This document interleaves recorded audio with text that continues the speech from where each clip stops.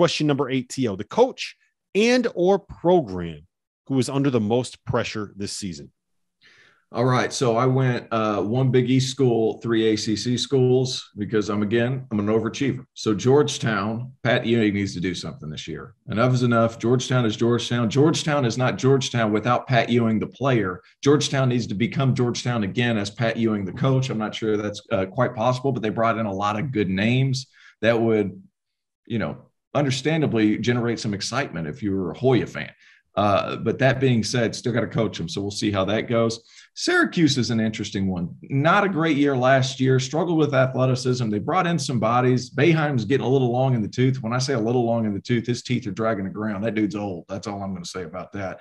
And it's time that he has one more good season, and then maybe we see what the plan is for whenever he leaves. So that's going to be interesting enough. NC State, Kevin Keatts. They've got to win. They brought in a bunch of new guys. Joel Justice, one of our favorites, is obviously one of those additions. You wonder how that's going to turn out, but Keatts needs to win some games this year. They haven't won in a few years. They need to make the tournament. That's going to be interesting. And Miami, because all of this NIL money, if Miami doesn't win, it's going to generate some conversation. You're going to spend all this money on this roster, the roster that doesn't particularly stand out compared to some other teams in conference, and you're still spending all this money, you better win games. So those are my 4. But they made the Elite 8 last year. Yeah, I know. But they're also like having a heavily invested team. They're almost as highly paid as the Miami Heat. They're the second highest team in that city. The second highest paid team in the city. What do you think life is like for Nigel Pack and for Isaiah Wong and for those guys and for Norshad Omier in Miami and Coral Gables right now? I bet they're living a pretty good life as a college student getting that kind of money in Miami. Are you kidding me? That would be a lot of fun. It ain't Carter Elliott on Bourbon Street, but it's damn close. Yeah. No comment. Go ahead. No comment. Yeah, I was about to. All right. So NC State was a good one in my opinion. I'm with you. Keatts has got to win games this year. But this is an easy question to answer. The team. Can I guess where you're going? Can I guess where you're going on this? Yeah. John Calipari. Absolutely. I've been riding this bus for a while now.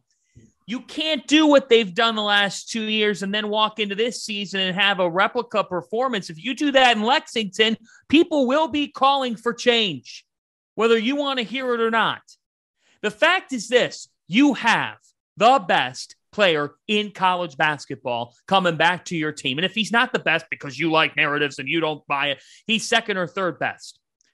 Kentucky has to make a deep run in the NCAA tournament or else.